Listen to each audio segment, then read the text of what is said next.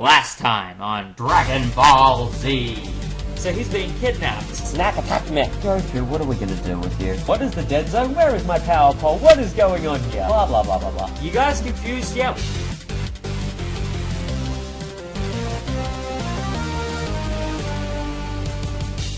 Hey guys, SaxDude26 here, and welcome back to Let's Play Dragon Ball Z, the Legacy of Goku. Last time I made an ambitious rant as I attempted to close the gap between Advanced Adventures plot, and now, to some avail. Granted, to some avail. And we also went to East District 439, cleared out a snake infestation, and killed a bunch of squirrels, crabs, and wolves. Oh my! A whole lot of nothing happened last part. So he's being kidnapped. Except for the fact that our alien brother Raditz kidnapped our son and we're giving chase, and that's the whole reason we're out here in the first place. I probably should have led with that. So yeah, now we're in the Dino Forest, we're giving chase after our brother. We will not stop for anything. We are talking to a pterodactyl who is crying because someone stole her egg. As you're going to find out, that's a little bit of a domestic. But regardless, this is something that resonates pretty solidly with Goku's moral compass right now because he's just had Gohan kidnapped. So, get ready for side quests! Gotta love those. Also, killing wolves in one hit, because getting here and being in this area at level 4 at a minimum is a godsend. You want to be doing that. Also, this wolf doesn't want to be killed, he just wants a pat, obviously. Okay, maybe he does want to kill me. Never mind. Regardless, punching him is the best course of action at this point. So we want to be continuing to do that. I love when they glitch and they just stop in front of you. It's the most adorable thing. Which is funny because it turns out in Legacy of Goku 2, they reuse these sprites for regular dogs. Yeah, they reuse these sprites for regular dogs. Because Dragon Ball Z. Welcome to Dragon Ball Z, everyone. Gotta love that. To be fair, the wolves I replace them with are a little more accurate. But yeah. The one upside to this being littered with side quests, as you're going to find out later, the next map area is cut off until we complete all of the side quests here and there. Not only is it good for us to level up, to do all these side quests, but the game will end up sending us back. If you need proof, we're going to skip ahead here, try and progress things without having done any of the side quests, and guess what? This old man is going to tell us that there are much more important things, so even if we wanted to go straight for Gohan, he's not gonna let us. Which is difficult. Doing the side quests to be experience, good. Doing the side quests to continue the plot, also good. There's no way about it, they need to be done. So we'll just keep going, and we'll keep distracting ourselves, and we'll hope to goodness that Raditz is stupid enough to get distracted himself and not leave immediately. Or hope that Piccolo gets there first and distracted. Also, excavation site. For Capsule Corp? Okay, well I've got to talk to this guy then. Capsule Corp, a company filled with researchers and scientists. And their excavator got stuck on an island in the middle of the water and is afraid of heights. Poor old guy. He reminds me of Leclerc from Hello Hello. But anyways, he needs a bridge to get across because he's afraid of heights. I know where the stones are to repair that bridge, so because we've already gone past 2 of them, I'm going to head back and grab them now. And this gives me an opportunity to take another diversion from what's going on and talk about some more of the plot that was omitted. I know last time we talked primarily about the importance of Chi-Chi. Like, she's pretty fundamentally important. Here's one of the stones here. Following on from that, the next thing I want to talk about is the Dead Zone. The Dead Zone is one of the very few Dragon Ball Z movies that is concretely canon. The other ones off the top of my head are History of Trunks, Bardock, and Bojack. I'm pretty sure Bojack is the last canon one because the Broly ones just don't quite fit in, and a lot of the ones that cover the first arc of Dragon Ball really aren't the best. Now, when I say arc, that's something I'm very tentative on because I know the anime diverts them into sagas. And when I grew up, I always referred to them as seasons. So, for example, the seasons, I'm going to use some herbs because I really need that. Possibly even another one. When I refer to seasons, I refer to them corresponding to these games. Season 1 is Legacy of Goku 1, straight through to the filler arc that, funnily enough, corresponds to the returning Dead Zone villain Garlic Jr. Season 2 is Legacy of Goku 2, with no extra filler, because it covers everything. And then Legacy of Goku 3 is Season 3, obviously. give or take, because like no one likes GT and Super I need to properly watch. And hey, some familiar faces! And we're level 5, fantastic. Wolves are no longer an issue. But yeah, Garlic Jr. in the Dead Zone, I love that movie. So, the good thing about me and Tien and Chatsu here, we're on much better terms, especially after the King Piccolo incident. And he's totally understanding of the fact that we want to go after Gohan and save him. Talking to both of them is very important because they will give you experience. Anytime you see an NPC who's a member of the quote-unquote Z-Fighters, you want to talk to them for experience. That goes for Chatsu as well. Do not leave the two of them without talking to both of them. Also, spriting in this game. I freaking love it. The ratio of the spriting, in my honest opinion, is the best in Legacy of Goku 1. They get a bit crazy in 2, and I'm not going to spoil why. You'll see it when we get there. But yes. Originally, I misremembered Goku giving Gohan the power pole in Dragon Ball Z as a family heirloom. But a user by the name of DBZFan614 confirmed for me in the comment section of my Advanced Adventure playthrough that Goku uses it to climb further above Korin's tower. And after the events of the Dead Zone, that entire structure gets demolished. So after the events of the Dead Zone, Goku leaves the power pole with Korin to become the new central pillar of the overall tower. It's a very easy thing to miss, and if I confuse you, then, well, it's broken into game, so it shouldn't be that confusing. We found the last stone, by the way. I mean, this is a series we're talking about where arcs, sagas, and seasons keep being confused in my head. Can I go down the angular section there? I think I can. Yes. Lovely. So that's what I was talking about last part, about how flight charges help you go over the angular bits. And it's really good because later on you'll find that navigating a lot of areas will require this. In this area in particular, this waterfall here, in the Dino Forest, you need flight charges to scale up it. Part of the reason for that is because the enemy who took the egg, part of the reason I said this whole thing is a domestic, is because it's another pterodactyl. We're dealing with a custody battle in an RPG. Friggin' dinosaur custody battle nonsense, what is this garbage? I always found this such a subtle, like, this never went over my head. Even playing this game at the age of 13, this did not go over my head. It was the first thing I thought the second I saw it. Now, pterodactyls are considerably more powerful than wolves. I will suggest, especially because there are flight charges at the bottom of this incline, at these stairs, do try and keep your distance and only let it come and attack you close to when you hit it. Also, I love how when they die, their tongue sticks out. But now that I look at it, I can see more dots of red, and I think it's actually bleeding. Oh, that's a bit dark. But yeah, we have won the custody battle and retrieved the egg.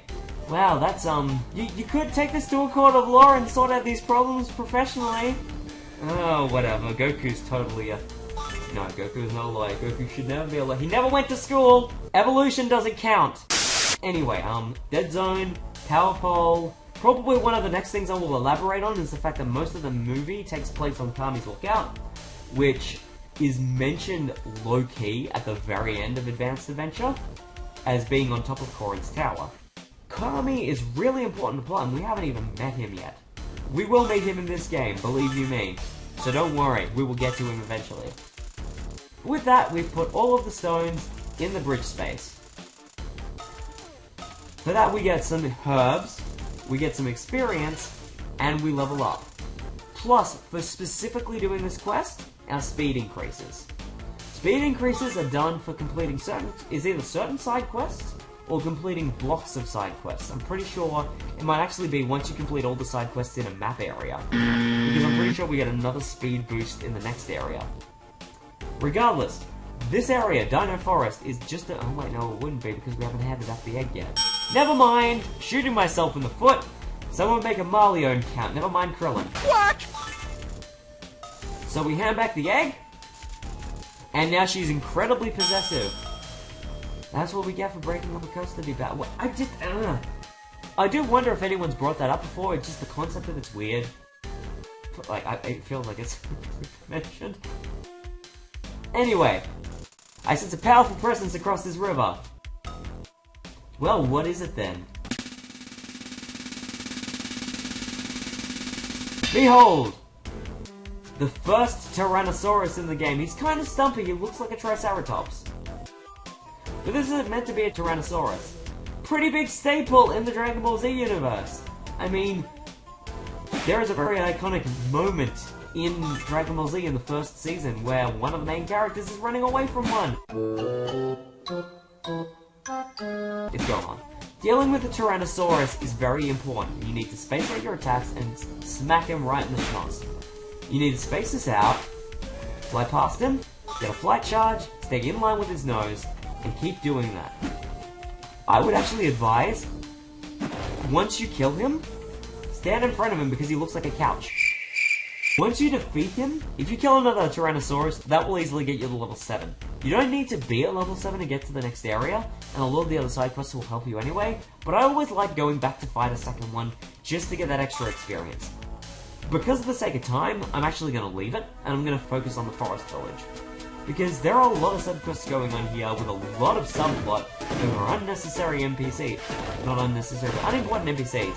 That just, it really hammers home the thing of, Goku, you need to be saving your son.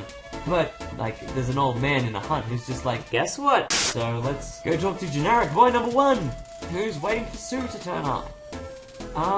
Let's go into Sue's house and find out what's going on. Okay. Sue is missing. That's kind of a bad deal. The father's freaking out. Something good is cooking on the stove. Sue's mother is cooking a chocolate cake. Come on, Goku, we've got things to do. Finish these subquests so we can get on with the plot. Now, we're at a stage also where doing all these subquests, you're going to get a lot of experience. Bongo drum, Herb. Thank you. I love how they hide items. Sometimes it's just nonsensical. It's fantastic. Killing generic enemies like that snake, not really that necessary. We've actually got a quest right here that we can do immediately. So, this kid, his brother Corey, threw the boat into the, onto the island in the middle of the lake. Now, you've got to line up just right, so that you can land on... I have in the past been over the water and not lined up right, my flight charges run out and I just snap back to the ground on the other side. But there we go! A nice, quick quest that you can do for 200 experience points. Really worthwhile doing. The brother Corey, we've already met him, he's waiting outside Sue's house. Yeah. So, that's just for the context of that. Now, is that Sue's house, or was that a different... So, going through here, this is Corey's house, yeah. So, he's not at home. But there's a poster. There's a poster, alright. I know who that's a poster of, we'll get to that later. But talking to, Corey's mother... Amber's child is really missing right now too. Hope my son started getting ideas of running off. Well, one of them just had me retrieve his boat from a lake. And the other one's fawning over a missing girl, so... I mean, come on. It's not like that's come out of nowhere, it's obvious. It is obvious. Hi, Yamcha! We were talking about you last part. But, something's wrong with your hair, as in half of it's missing. That is the one thing I am disappointed about with Legacy of Goku 1. He's meant to still have the long hair. Because of that awkward trend I noticed throughout the Dragon Ball Z franchise where Yamcha's hair would change and then characters with long, messy hair would get a haircut that looked identical to Yamcha's hair, and it happened with 3 characters! But anyway, 500 experience points. Thank you, like, well-shaven Yamcha. But yeah, Yamcha, and having competed in the World Martial Arts tournament that was never shown off, has become a professional baseballer. Because he can't keep up with everyone else. But he is still training on the side. So, gotta love that. I let him hit me, dang it. Okay, so Yamcha and Pua gave us some more experience. Always nice. At least Pua's not dropping bombs on us anymore. Grateful for that. But yeah. So around this area, we're starting to get really close to where things are coming together. So, here's Sue. She's lost and she can't find her way home. Flight charge there. So what I want to do, I'm going to break the blocks here. And then I'm going to actually break those bushes there. And then I'm going to fly across. And then do that, just to save some time. Because, like, that's the benefit of having flight charges is, it makes things much quicker. And taking advantage of this is a really good idea. So, for example, I could fly across all the way through the town, but I've only got 11 charges. That's going to be out very quickly. But going across ramps and inclines and stuff, totally understandable. So, let's go talk to Corey.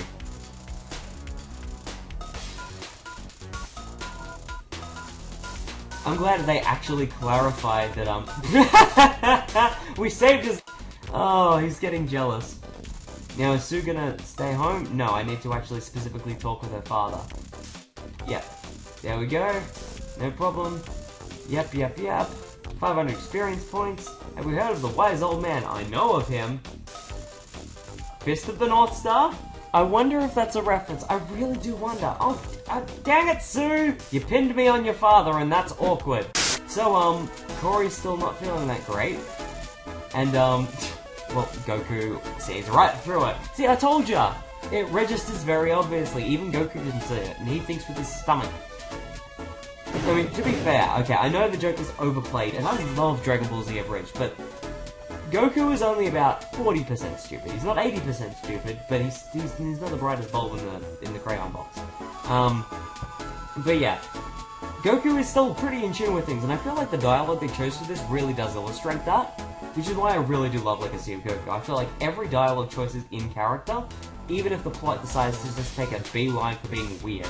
Now, we want to fly across and deal with this pterodactyl next. And now that we've leveled up considerably, the best course of action? Punch it. And heal. Jeez, I'm being reckless. Level 7, good. Now, back up here there was a flight charge, and that is very important. Because Corey wanted us to find flowers for Sue, and they are past the pterodactyl. Figures, pterodactyls seem to be guarding quite a lot of very important stuff at the moment, so go that way. Now, fun thing, you only actually need to grab one flower. It is possible to grab every flower in this area and max it out in your inventory. But if you grab all the flowers, you will only give one bunch to Corey, and then continue through the game with bunches of flowers that you have no use for. I'm going to be smart about this, and I'm only going to take one. Because it feels really weird getting to the end of Season 1 of Dragon Ball Z and being like, I've got Zenzu beans, I've got herbs, I'll give him flowers. I need to put the spoiler music over the top of that, don't I? What? Anyway, giving the flowers to Corey. Fantastic. So, you may be wondering, is that all of the side quests done for this area? Well, no. Because on top of everything else, Sue's father mentioned the wise old man. The only way we are going to be able to get through this area is by talking to him. And if we hadn't done any of these quests, he would have turned us back and given us cryptic hints about things that regard the unrest going on in the forest. Or just about, I sense some unrest in the forest. Like there is some unrequited love. Like, riddles and stuff. So, the main thing you need to be mindful of is the fact that because he is the gatekeeper, effectively, to get out of this area, there is something we're going to have to do for him as well. It's kind of like what should have happened with Ox-King and the Dragon Ball and rescuing Chi-Chi. I'm really going to keep harping on that, aren't I? Wow.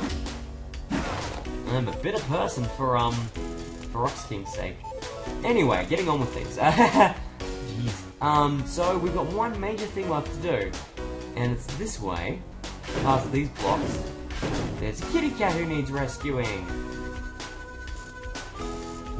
Kitty. We have to rescue Nico. Nico is the cat of the wise old man. And that is our last side quest for the forest village. There's not even any point in just leading up to it, it's pretty obvious. This cat has somewhere where it belongs, and no one has made any mention of missing a cat. Here is the old man's hut. North Star! Digging the observatory. And this is one of my favorite tranquil things in Legacy of Goku. The one thing I love about this game, it doesn't use the music from the anime. It's done by a completely different composer, but her work is fantastic. And really, really memorable.